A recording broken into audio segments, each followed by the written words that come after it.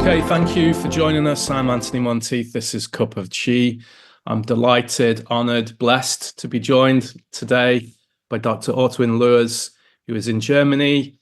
And Dr. Ortwin is been currently traveling around Europe teaching Wuji Chuan and 12-step Wuji, which we'll talk about later on. But firstly, thank you, Dr. Ortwin. Could you give us a little brief introduction to yourself and a brief sort of synopsis of your journey so far in this world of internal arts?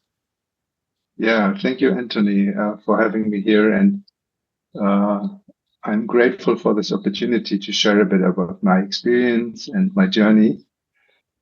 And yes, the story with Kung Fu, in my case, has a lot to do with spirituality and my early interest in Buddhism as well. Maybe there had been more than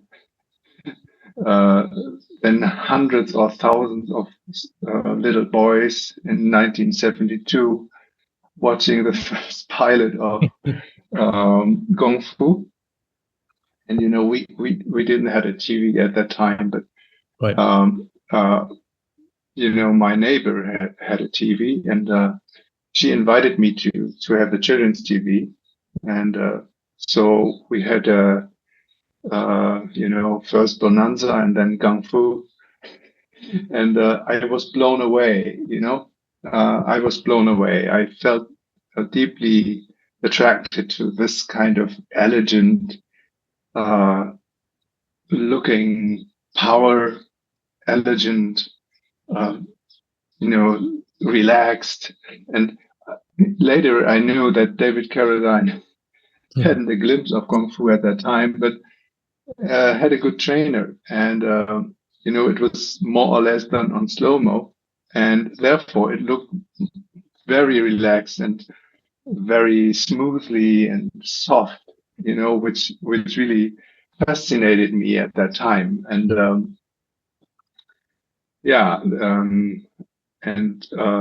I always, at that time, I really liked to get something of this. I remember this memory since it would be yesterday. It's that, yeah. I was born in 1972 in South Africa, but when I moved back to England from South Africa as a youngster, I remember a friend of mine, a childhood friend, he was constantly trying to get me to watch this program because his brother watched it, and his brother would be closer to 6 years old, so it would have been a big part of his life. And the scene I remember most, which blew me away, was the scene in which there was the bad guy was getting away on the horse, and David Carradine runs and does a flying kick and knocks the guy off the horse, and it's like, and people really do that, Exactly. And the funny thing is that, these soft and powerful moves he performed, later on, it reminded me very, very much on Wuji and Wuji Quan, because it's a relaxed and powerful and somehow looking dignified. If you have this movements and this postures, and it's quite similar and different from all Kung Fu I can imagine. It's just different, but maybe we come to this later. Yeah. So that was your should we say the segue into being fascinated with why is this guy moving this way? Why is he able to dispatch the enemy very quickly and elegantly? So did you purposely go looking for martial arts at that point, or did it kind of arrive to you later on? It was more a deep wish to get more familiar with this. And I was quite skinny, and I had a a long sickness with my legs. Took about 2.5 years with both legs in cast, and so it had been difficult for me in school, and especially with sports, etc., etc., etc. So what helped me along was this inner longing for a kind of strength. I would call it strength. Not violent, no violence, but strength in a way of power and inner peace. And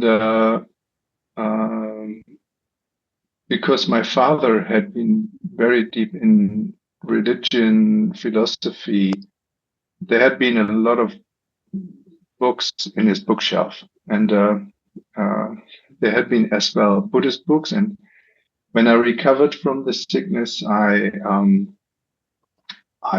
had plenty of choice to read everything. As well as I laid in bed, I had a lot of books, and so there had been so many different types of informations and different types of spiritual books as well, novels or whatever.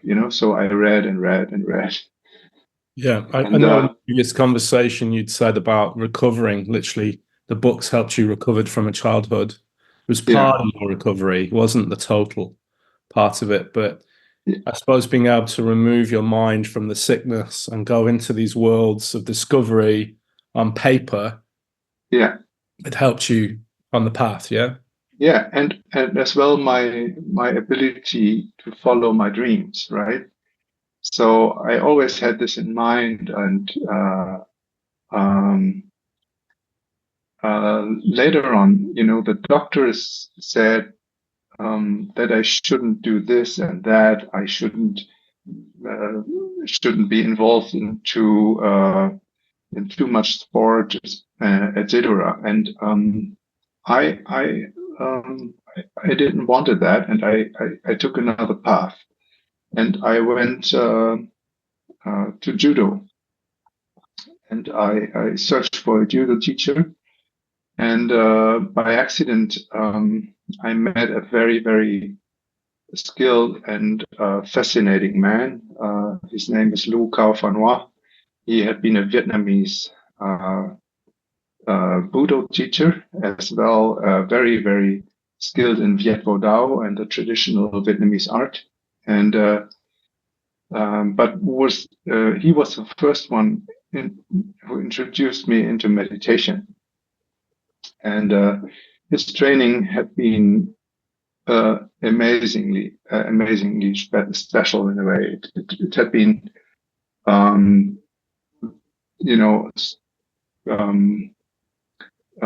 he put a lot of emphasis in mokuso and in the first, in the rites, to do it correctly. And however, the atmosphere with these tough guys partly, had been non-violent and fair, and I got a glimpse of what internal martial arts can be without knowing it particularly with him. But I had a first glimpse because he was very, very skilled, and he simply he normally you grab the gi, like that, and he was able just to put it with this kind, with 2 fingers, 3 fingers, and then he throw the and very elegant and very, very soft. Yeah. And this was when I had been about 11 years old, and then later on I followed him and trained with him. And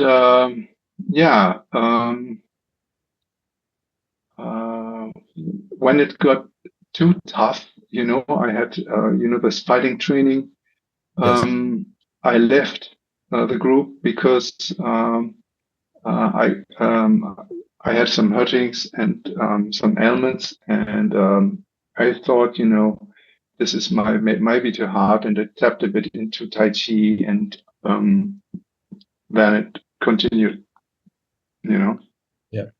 So, I mean, I've seen those Vietnamese arts, and I've got a teacher who trained with in a rare form of Salat as well, and a lot of circular movements and combination of hard and soft. But he used to say, they would sometimes the students would get a little bit rough with each other. It was almost like a little bit of an ego thing. And I remember the martial art. I did judo too with this friend that had shown me kung fu, and judo is quite an effective for defense in a way. But I didn't enjoy it. It just wasn't for me for some reason. I wasn't getting the vibe, and my parents were unhappy when I said no, that's it. And I remember seeing these guys doing punching and kicking in a sports hall, and I said, oh, that's what I want to do, And my mum said to me, no, you come back to me in 6 months. I think it's just a passing phase. And literally, I remember going up to her 6 months later and saying, can I do that martial art you promised me 6 months ago? And she said, are you sure? And I remember lifting up the calendar, and I'd actually marked on the calendar, remind mother to enroll me. And she went, okay, fair enough. But and luckily for me, that most of that martial art was little to no contact, but you did get moments where they would be quite vicious, broken ribs and bones and things like that. Yeah. But I mean, and I stopped because of that. Yeah. And now later on, the journey into the internal has been great because you can practice solitary, you can train with a partner. There's very little risk of damaging each other, but you still get the benefits of experiencing internal power. So obviously you trained with this amazing Vietnamese teacher. Was there a period where you fell away from that and went to find something else, or what happened there? I had to focus on school. Okay. And beside this, I always had been one leg in spirituality, and had an early interest in shamanism and healing, and as well in Buddhism. And I got some friends in school, and they introduced me to a Tibetan teacher. His name is Chime Rinpoche, a very well-known teacher as well in UK. And I think the story of Wuji in Europe or in the world with Master Chee has a lot to do with the history of how Buddhism came to the West, as well these teachings of internal or martial arts in general. So it had been intertwined and linked, and for me, this meeting my Tibetan teacher had been the start of the journey with Wuji, because my teacher, Chime Rinpoche, he was the first teacher inventing Buddhist summer schools. And this had been really a blessing, because families could attend, having a holiday, having a good time and listening to Buddhist teachings. And he started with this in 1984. In 1985, there had been a big event in Füssen in Bavaria. and on a meadow, and it had been a Kala Chakra initiation, and I think about 500, 600 people doing camping, and very rough, very cold in a way during the night. But I remember very well when I saw a tall guy from US, translator for Trungpa Rinpoche, doing a workshop on Wuji and showing the first movements. And I was blown away. I really was blown away. I felt a deep connection. I felt a very deep connection. And I said, yes, finally, I want to get this. And so I went with this teacher for about, for a long time. I think he accompanied Master Chee. He invited him to Europe as well. And he organized, or he was I would say, the founder of the Wuji movement, when you want to call it like this. It had been, that this had been the start. And I felt that Wuji Quan really helped me to strengthen my body and to help me, as well for my meditation from the inside out. I wanted it to become my DNA in a way, and it felt like that. It really sucked into me and helped me energetically, physically, and it took me about 3 years to grasp the first 2 or 3 sets of Wuji. And the wonderful thing is that, which is also maybe a bit different from other internal arts as well, Taiji, every set in Wuji, and there are 36, but 18 which are more or less known practically. Every set is completely different from the previous one. So it's like a necklace of pearls. Every pearl is somehow unique and has a different appearance, but it's a full necklace, and it's all on pearls, but every form is different and is showing a different skill set, is showing a different kind of Gong. It's showing so many different things. And so it's a lifelong exploration, and I'm still learning so much. And and this was this had been the first 3 years up to the year in 1989. I had the opportunity meeting Master Chee in person. What was it like, your first encounter with Master Chee Kum Thong? My first encounter, it was, I show you a picture from this camp. I think I didn't show it openly, but I will like to do it because it shows how he referred to me and I referred to him, and I will show it. Okay. Yeah. And so I had a very close feeling of meeting a father, and he had been very friendly and kind. And my first impression had been that I coming home like that, Yeah, you can tell by the photograph he radiates loving kindness. Yeah. And a warmth. There's a depth and a warmth to that image, for sure.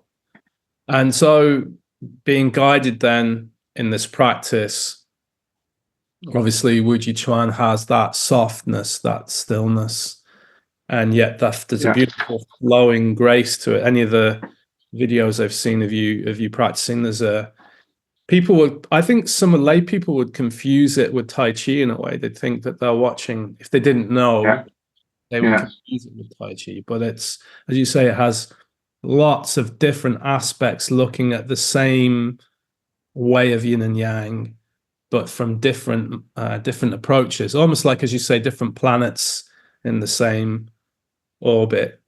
And when did you start to discover then, because I know Wuji Chuan is an internal spiritual art, quite old, very old, older than a lot of internal practices.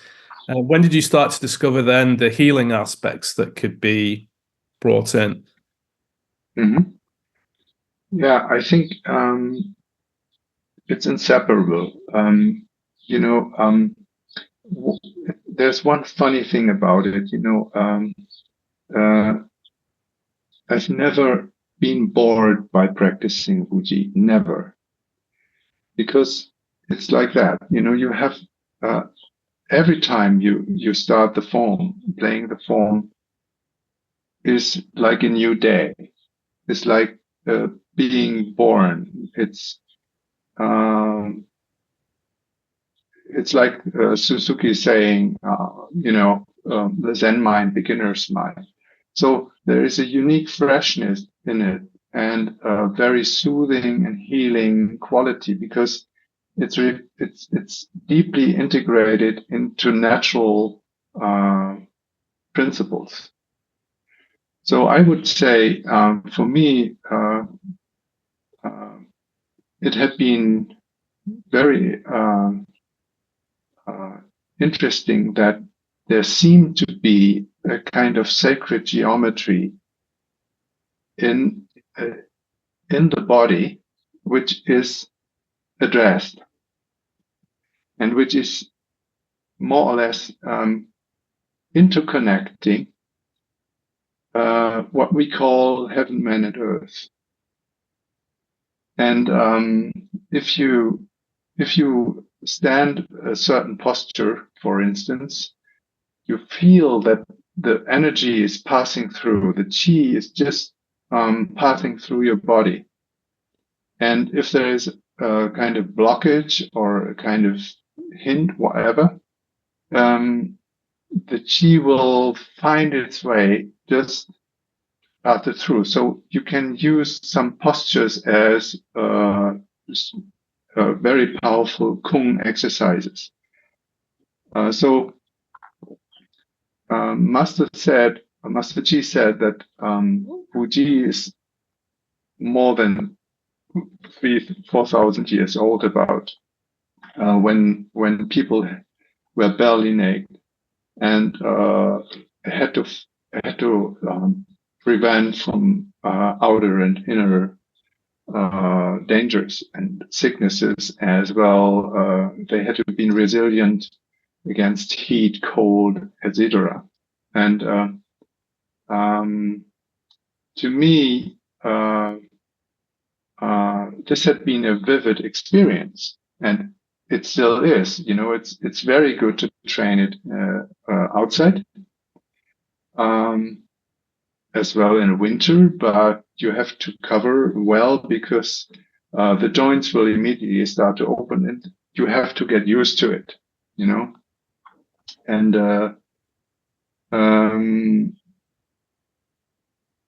as well, it helps a lot to stay mindful and calm. So I think Bodhidharma, he integrated the principles of Wuji and his forms into the core practice of Shaolin. And he did it for many reasons, but I think one of these reasons might be that he really had been interested in making his monks better meditators and more resilient and more capable for martial arts in general. So, not everyone in Shaolin trained Wuji. that's for sure. But a certain amount of people had been very, very deep into it, and there always had been branches or specialists in different kind of skills. Yeah. And so I wouldn't say that Wuji is a path for everyone, but everyone can try it and find out for himself. Yeah. Very so good. it has a deep effect on the fascia and as well the bones. So especially the stances are quite different from Tai Chi. It's there is a there is a synchronization. There is a simultaneous movement and interchanging from yin and yang, yang into yin, yin into yang. You can't separate it. And this simultaneity is one of the principles in Wuji, which is really unique to me, because it has an effect on your mind, and simultaneously it has an effect on the outer communicating with the inner. So if there is, for instance, for martial purpose, if there is a punch or if someone is grabbing you, there is a natural ripening in each movement and a kind of tipping point, which is called momentum in Chinese Kung Fu. And this is happening. This happens continuously. So, there is no stopping. There's no break. And if someone is attacking or whatever he's doing, you will be involved in this interchange through various means. So, because as I said, every form has his own quality, and Master said that the first 2 and 3 forms, you can say yin and yang, have a deep meaning on your system, and they are sufficient for one lifetime. It's not necessary to learn the other forms, but of course, it's like an encyclopedia. And in my case, I always wanted more because it's so healthy. Yeah. Fantastic. So I know later on then in your life, you obviously started school and you moved into the realms of the medical profession. Yeah. And you trained, I believe, in psychotherapy medically. Yeah. And when did you start to draw the parallels of drawing these 2 disciplines of the mind? I mean, obviously it's intrinsically linked. I'm kind of answering the question already, but when did you start to think this is Wuji Chuan or 12-step Wuji, the healing style could be brought into the psychotherapy realms in your practice? Or was it just a natural, it was always there in the background? Yeah, it was always in the background, but it helped me along with my studies.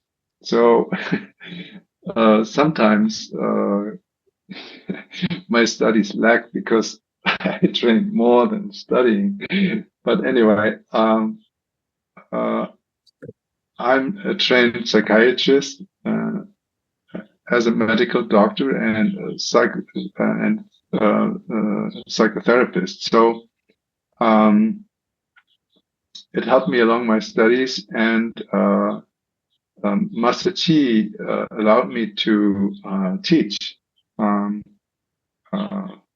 very early. So I always had a few people training with me, and when I had my internship in the hospital, I had been on a psychotherapy unit with a lot of people with emotional instability. Yeah. And heavy trauma experience and so on. And so my boss, he knew that I'm doing weird stuff sometimes. And he said, yeah, if you have an idea what to do for the program and for the schedule, just tell me. And I asked him if I could offer a bit of qigong, and he said, yes, of course, do. And I did. And so I had some years group continuously 2 times a week, training them qigong. So I did a lot of Wuji qigong and powerful stuff, which is also linked to the 5 ancestors and so on. So it had been an experiment, but when I left the hospital, the whole trauma unit broke down somehow. But what they have up to now is a qigong group. So there is something left, and I had a very good experience. It strengthened them, and the good thing is it's not psychotherapy, but it has a very good healing effect for any kind of mental and emotional stability. And it's also, for people which are afraid of any kind of contact. You don't have to get into contact, but you can. And the way you can, there are many ways in Wuji to get into contact. You can do it with touch and without touch. And I found out by myself how many varieties there are, but there are so many ways to match or to coordinate distance and narrowness, So there are very, very good options in Wuji, especially one option, which is the partner work in Wuji, which is called picking. And this is quite unique. You don't find it in other systems. It's done with these 2 fingers on the joints and on the wrists. Very good. Yeah. So it has a strong effect. It's interesting because one of my first Chinese medicine teachers, he was always talking about fascia, connective tissue, the dura mater, the pia mater, all, and he was also hyper focused in on the cranial sacral system, the pump. And me being me, obsessed, decided I'd go and research this. And I found some Taoist text that talked about breathing through the bones, right? So, and I thought, are they really breathing through the bones, or are they noticing the sacral pump system moving, or are they drawing intention? So, it's interesting that now, over 30 years later, me and you are having a conversation about bones and fascia, and the whole thing has taken off since I think there's a fantastic film called Strolling Under the Skin. I think it's a French movie. You can find it on YouTube with sort of subtitles. And we are still trying to discover how fascia works, how its intricate web goes through the body. And it's this phenomenal powerhouse of connectivity. And I believe, people could correct me watching this, that there was experiments done where they would shoot like a photon light particles at fascia, and the particles would organize themselves into a distinct structure within the fascia. So the fascia were helping light waves to organize themselves. And to this day, they don't quite know what that means. They haven't discovered what that means. But these people that were working more than 4,000 or 5,000, maybe 20,000 years ago, outdoors, breathing, moving, standing, that's all they had to work with. They didn't have, I believe, they didn't have a restrictive mindset where we take something and we have to look at it underneath a microscope.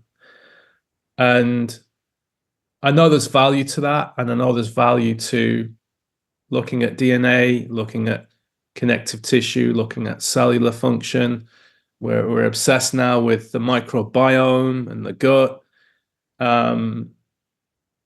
But my interest is in how it all works as one, rather than separate bits of tissue. And so I think that's what they achieved. They cracked the code of unifying yin and yang, and playing with that, tilting it more towards yang, more towards yin, but maintaining harmony. And when you talk about moving with the form, the sense I get when you talk to me about that is that as the practitioner is moving, they are not influenced by anything external to them, coming at them, and they're not influenced by any thoughts that might arise to disrupt that practice.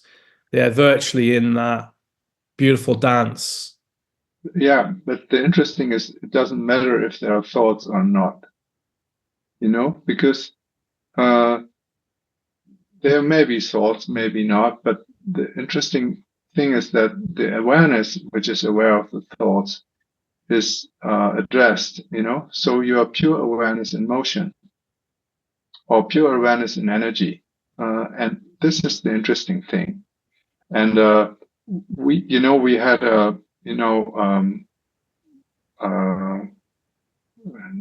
it's 36 years I'm doing this now. And the interesting thing is that we, when our group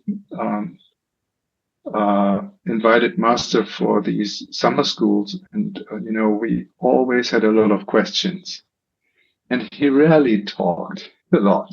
He rarely talked, and that we were lucky. And sometimes we had a kind of group meeting with him, and as well doing chanting or meditation.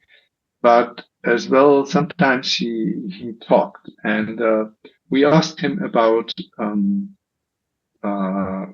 the effects of Wu Qi to the body. And what he said, in short, is that by practicing, the fascia will be stimulated, and every organ will gain a better into kind of better functioning, and there will be special fluids, he said, which are more or less secreted by the organs, and these fluids will enhance the capacity for storing qi in the organs and the surrounding, the muscles, the bones, etc. So by enhancing the function, the capacities of the organ storing qi for gaining a better resilience or strengthening the immune system, etc., will be addressed and strengthened. And this is the point here. So he also said it in terms of in relation to martial arts, because you need a kind of qi protection to stand fights, or to stand any kind of pain and so on. You have to cope with this. And Wu Ji is also very good for this. And although he didn't encourage us doing sparring, but we did. because with this picking and grabbing and so on, we tested the movements, and it had been a very good means for correcting us in our stances and our stability. But he didn't put so much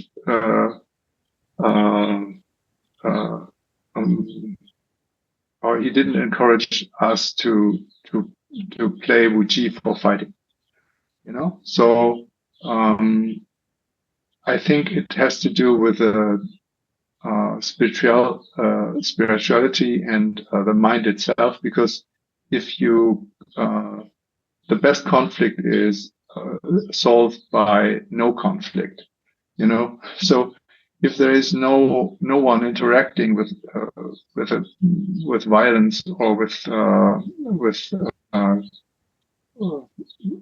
a confused mind, you know, the less conflict will arise. And I think for this reason he really taught us Wuji as an art of peace. Very good. There's obviously, I mean, you can detect the deep spiritual undertones there with it. And obviously this idea of being peaceful. And as you say, no mind. I mean, Wuji, the concept of Wuji itself is an emptiness, isn't it? It's a state of no state. It's very close to Zen and the Chinese Chan Buddhism, and so Bodhidharma is the heir of all this and the lineage. So it's directly linked to Bodhidharma and so deep integrated into Mahayana Buddhism as well. Yeah. So very good. And the teachings of no self and so on. Very good. And now, so bringing this out into the present moment always, where are you at the moment? I know you've been teaching. I know Kieran, the Martial Man, has been promoting your work, so we'll leave links below for those people who want to enroll on the course online. I know you were in Volendam teaching, I believe. Was that the 12-step medical? Yeah. The 12-step Qigong we learned with Master is a complementary set to Wuji Quan. And so it's complementing it. And so it's as well different. And it's in a way easy to learn, but you know, it's a set of 12 different sets linked to the 12th meridian in traditional Chinese medicine. So it's linked to the organ clock of the Huang Ti Nai King, so Quan, from the Yellow Emperor. So it's a huge setup. So it's 12 forms: dynamic, sitting, lying, meditating, and if you practice it on a row, it will last about 2.5 hours. So it's 10-year shrinked into 10-year teaching of Master condensed in 2.5 hours. So it's pretty too much for many people. So what I tried is to cut it smaller, and Master encouraged me to do so. So I try to figure out how to do it, and I'm still in progress to get it into a form which is easier to learn for people, because somehow there are some directional changes, and if this comes along with a form, you know, the people get confused very easily. So I tried to made an excerpt out of it and shrink it to a certain extent that people can just continuously learn. And in Volendam and in Darmstadt, there had been groups, and there had been teachings, and I think it's the second time in Darmstadt and the third time in Volendam I've been teaching, and it had been very powerful, very, very joyful. Very good. And do you have plans? I know towards the end of the year you have plans to repeat. I suppose as you say, you're going through the clock with the Wuji healing, so you have to go. So I presume you start with like liver and gallbladder, and you work your way around, or lung, large intestine.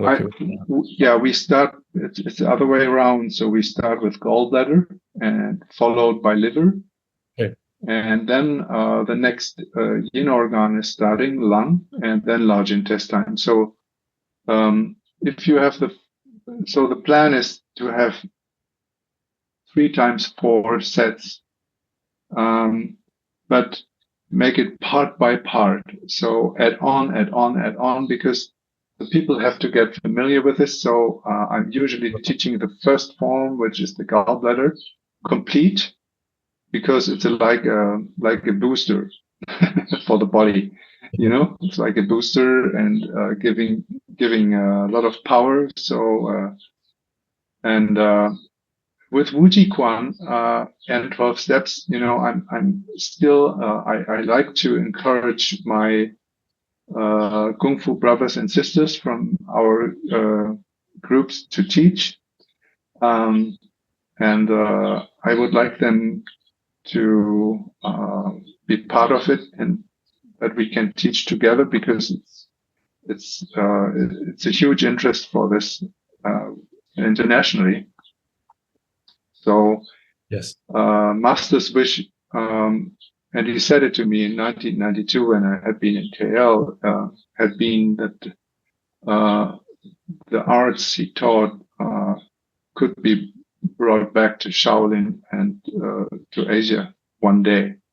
And so I think as well with the martial man course, my idea was to really preserve it for future generations to come, and to have a kind of basis, and then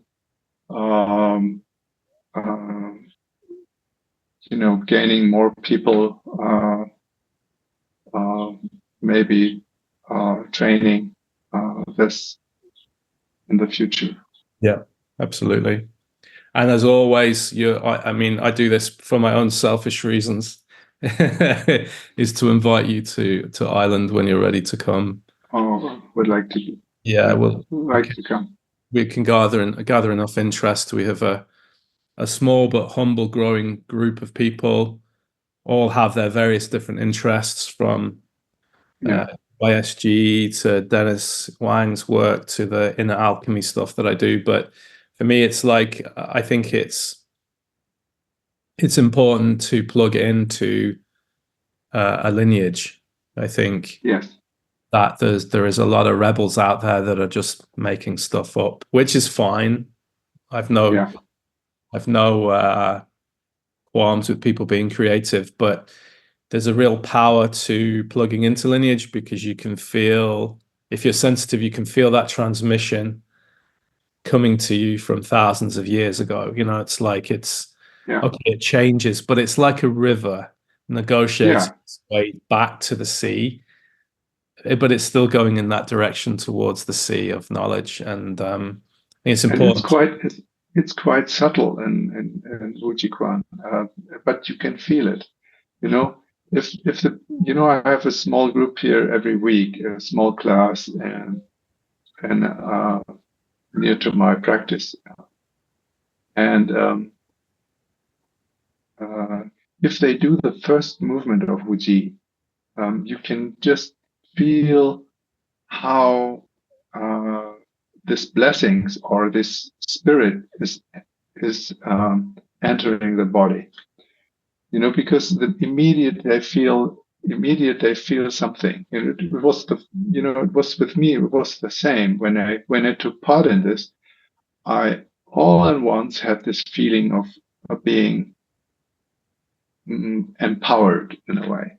So I think this is also part of Master's unique wisdom and lineage. Yeah, you can feel that from the photograph. So to help other people that are watching or listening in, is there any other messages before we wrap up? Anything that you want to impart? Any sort of advice or pieces of information that you could give to the layperson who's wondering, what this is all about? How can it help me? Yeah. Let me think. Made a few notes. Maybe I find something.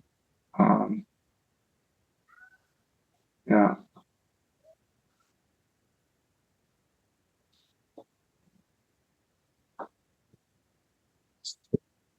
Yeah, I think I will refer to what Master said about for whom the Wu Chi Quan can be helpful, as well the 12 steps. I think it can be done in every age.